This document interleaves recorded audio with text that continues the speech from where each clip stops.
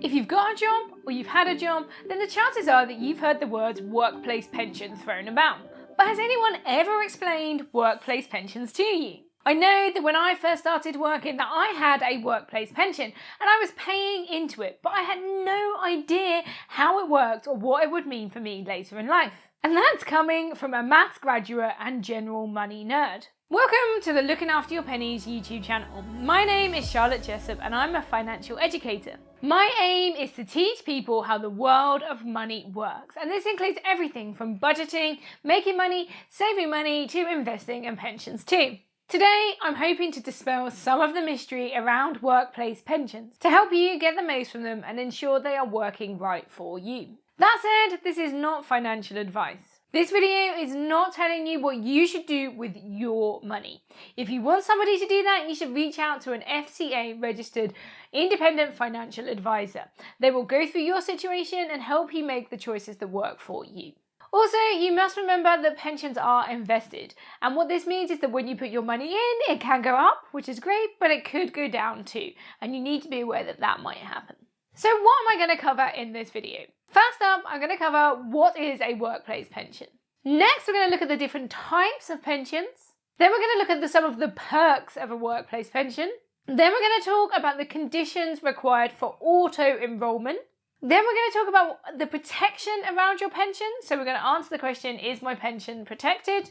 And then finally, we're going to talk about how to keep an eye on your pension. So let's jump straight in. What is a workplace pension? So they're a way of saving for your retirement that is set up by your employer. Money will be taken from your salary and placed into a pension for you. Once set up, this is done every month automatically, or however frequently you're paid. These can sometimes be called by other names such as occupational pension or work-based pension. They're all the same thing. It's a pension that's set up by your employer on your behalf. There are a variety of ways that these can be set up, and I'll talk a bit more about that in a minute. Essentially though, they involve you paying some money in and your employer paying some money in too.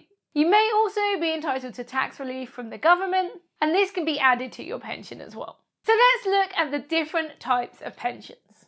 So most workplace pensions fall into one of two categories.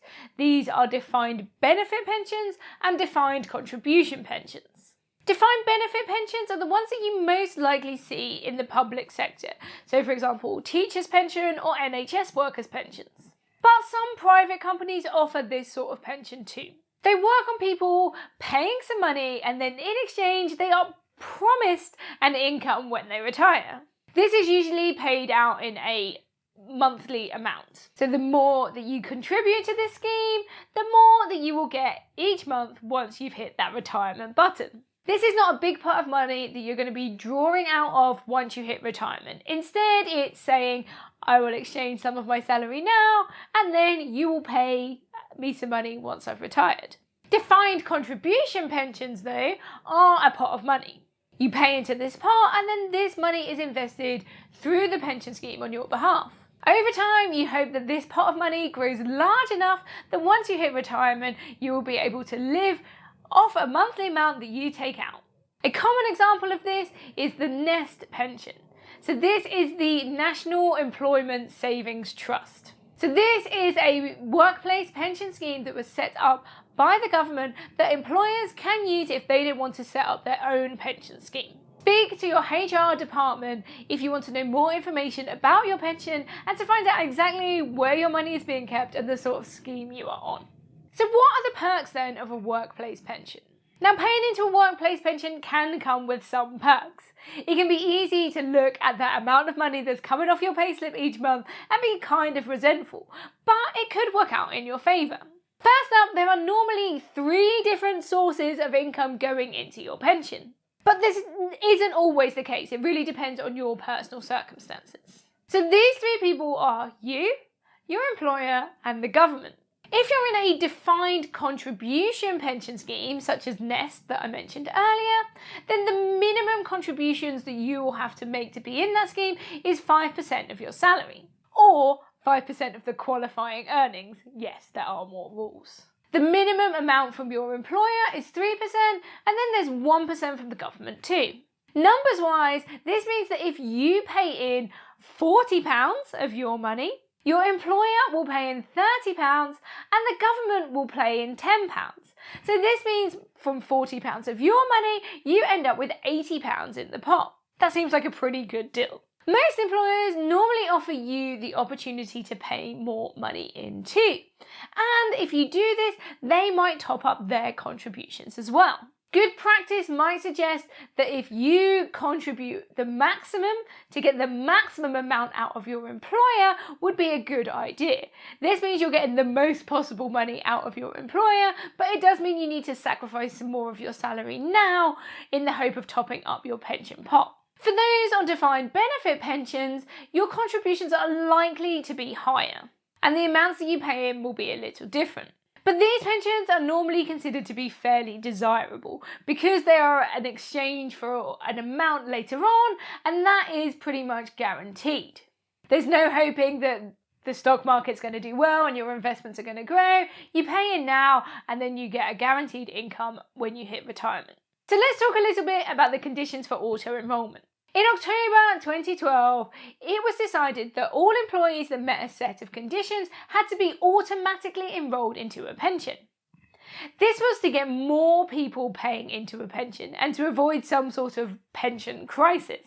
What this led to was an increase in the amount of people that had a pension, so to some extent it worked. But auto-enrolment doesn't happen for everyone. There are some conditions. You must be aged between 22 and state retirement age, earning £10,000 per year or more, and working in the UK as your standard working arrangement. Now, not meeting this criteria doesn't mean that you can't necessarily start at a pension through your workplace, but it does mean that you might miss out on some of the additional benefits. For example, your employer doesn't have to make contributions if you earn less than £120 per week or £520 per month. This doesn't necessarily mean that you shouldn't opt into your pension, but it does mean that you probably want to do a little bit more research first to make sure that you're getting the best possible solution in your situation. Naturally, because it seems they try to make pensions as confusing as possible, there are some other smaller conditions on who can and cannot be auto-enrolled into a pension. If you want to know more about that, there's lots of information on the government website. But for the majority, if you meet those basic criteria, you will be automatically enrolled into a pension. Next up is my pension protected? The short answer is yes, but how it's protected is another matter. As most pensions are operated by a pension provider rather than your employer, your pension will be protected even if your employer goes bust. Now, if you have a defined contribution pension and your pension provider goes bust, then your money will still be covered by the Financial Services Compensation Scheme, or the FSCS. Defined benefit pensions are a little different, as it's up to the employer to make sure that they have the funds available to cover the pension costs further down the line. These do have some protection. For example, a company is not allowed to dip into the pension pot if they're in financial trouble. And if the company goes bust, then your pension should be protected by the Pension Protection Fund. And this will mean that you could get between 90 to 100% of your pension back. So let's talk about keeping an eye on your pension. For the most part, all you need to do is just keep making regular contributions to your pension. But you may want to keep a slightly closer eye on things. It's a good idea to check in on your pension maybe once or twice per year to make sure that everything is going as planned. If you have a defined contribution pension, then you may want to check where your money is being invested. Is the fund that your money going into doing well? Is it invested at the right risk level? And is it investing into things that are aligned with your morals, such as environmentally friendly companies or not tobacco firms or fossil fuels, etc.? You might also want to check the fees that you're paying, particularly for old pensions where you might have the option of moving them or consolidating them into your current pensions. If you have pensions that you have lost track of, then you can use the government's pension tracing scheme. What this service does is it allows you to find the details of your old pension providers so that you can reach out and ask them how much you still have in that pot. Another important step is to nominate a beneficiary. This is someone who will receive your pension should you pass away. Normally it's a simple process, and if your pension has an online system, you can just head there to complete those details. If not, you need to speak to HR, see if there's some sort of form you need to fill in or some sort of email you need to send off to the right person. There you have it, all the ins and outs of workplace pensions explained. As I said, this is a very personal thing. There are so many different pension systems and schemes out there. So I just hope that this video has inspired you and given you enough knowledge to go out there and learn about your pension. For more information and tips and tricks on how you can manage your money, not just your pensions, make sure you check out my social media platforms.